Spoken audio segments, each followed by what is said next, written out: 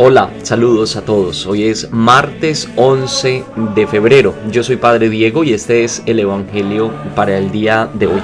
Vamos a leer hoy en el capítulo 7 del Evangelio de Marcos, los versículos 1 al 13. Y voy a empezar a leer desde esta versión de la Biblia del Peregrino, también conocida como la Biblia de Luis Alonso Shekel, que es este exegeta y traductor español que lideró esta traducción de esta Biblia. Es una edición muy interesante, una traducción también muy interesante. Entonces vamos a leer desde aquí.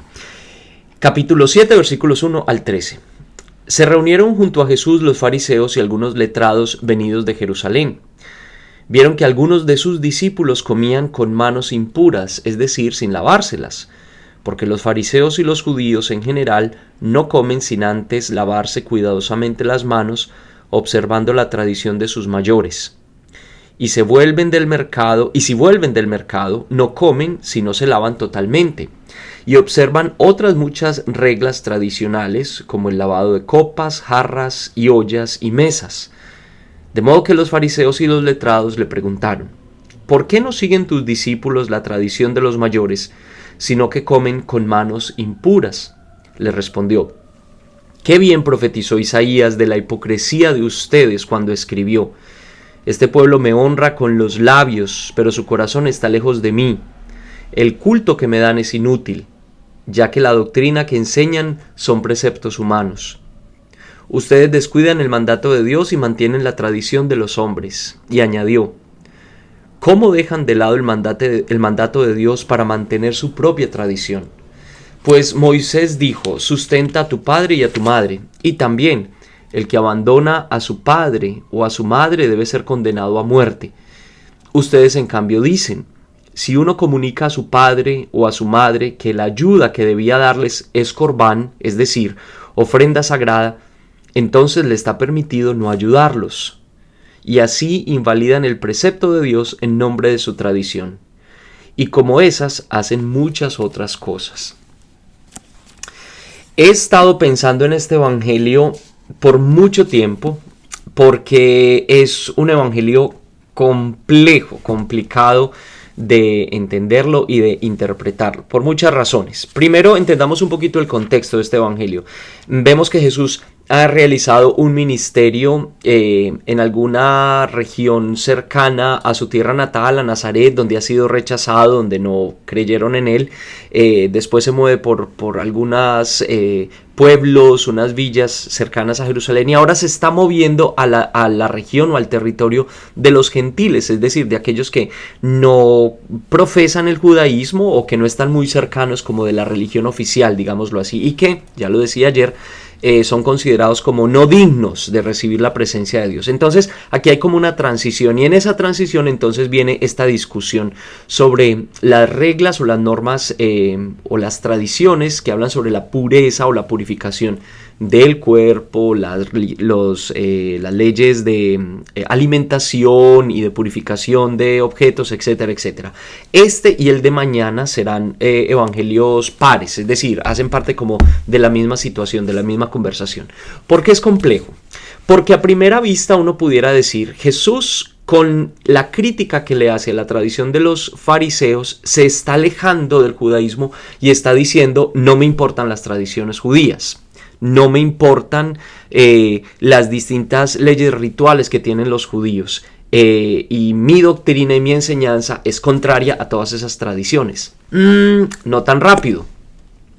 Porque entonces Jesús después dice y cita precisamente la Torá o los mandamientos en la ley de Moisés, que están en el Antiguo Testamento, para justificar como su punto. Entonces, ¿de qué estamos hablando aquí? ¿O cuál es el asunto aquí? El asunto aquí es que la primera comunidad cristiana también está tratando, la comunidad a la que se le escribe el Evangelio de Marcos, está también tratando de entenderse ahora, no como una continuación del judaísmo, con todas sus reglas, con todas sus normas, con todos sus rituales, sino como una experiencia nueva, como una experiencia novedosa. Pero a la vez tampoco está queriendo decir rompemos del todo con nuestra matriz, digámoslo así, que es el judaísmo, para olvidar sus normas, sus leyes, sus preceptos y empezar una cosa nueva.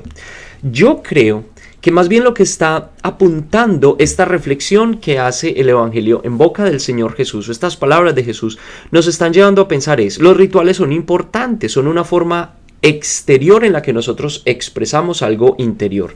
Los rituales nos dan orden, los rituales nos dan consistencia, los rituales, los papás saben qué tan importantes son los rituales, sobre todo en la educación de los niños cuando están pequeñitos. Hay que establecer rituales, hay que establecer ritmos, hay que establecer rutinas para crear precisamente, para formar el carácter, ¿sí? Los rituales son importantes. El problema es cuando esos rituales empiezan a ser entonces un obstáculo para vivir en comunidad, porque nosotros ponemos esos rituales por encima de las personas, del cuidado, el cariño y el amor que debemos tener por las personas. Cuando los rituales no se vuelven un factor que nos une, que nos congrega, que nos, digámoslo así, que nos alinea como comunidad, sino por el contrario, los rituales empiezan a ser entonces un factor de desunión cuando nosotros utilizamos el cumplimiento o el no cumplimiento de ellos para juzgar a los otros, para acusarlos y para empezar como a excluirlos de nosotros, de nuestro grupito. Yo pienso que por ahí va la reflexión. La reflexión nos exige entonces, que hace el Evangelio, nos exige constantemente estar, sobre todo para nosotros los católicos, estar pensando constantemente en la importancia de los rituales, pero ¿cuál es el sentido que hay detrás de esos rituales? ¿Qué es lo que nos están tratando de expresar esos rituales? ¿Por qué los hacemos? ¿Cuál es la intención que tenemos al hacer esos ritos, esos rituales? ¿Y qué es a lo que nos llevan ellos? ¿Sí? Nunca serán o podrán ser un motivo para excluir a los otros, para considerar a los otros como indignos o que no pertenecen a nuestra comunidad o impuros, etcétera, etcétera. Los rituales deben ser para nosotros un motivo y un símbolo, es decir, algo que nos una, que nos congregue como hermanos y no algo que nos separe y que nos divida.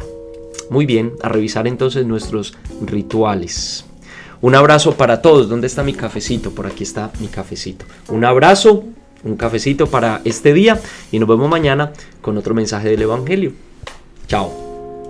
Se me olvidó, bueno, me estoy acostumbrando a estas notas al final del Evangelio. Se me olvidó mencionar que hoy en la iglesia estamos conmemorando la memoria de Nuestra Señora de Lourdes y particularmente en esta conmemoración tenemos presente a todos los enfermos. Hoy se celebra también la Jornada Mundial por los Enfermos, para orar por ellos, para visitarlos, para cuidar de ellos. Recordamos entonces este importante apostolado de la iglesia, cuidar de los enfermos y orar por ellos, que por la intercesión de Nuestra Señora de Lourdes todos aquellos que están sufriendo de enfermedades graves y de todo tipo de afección sean sanados con el poder del Señor Jesús. Amén. Chao.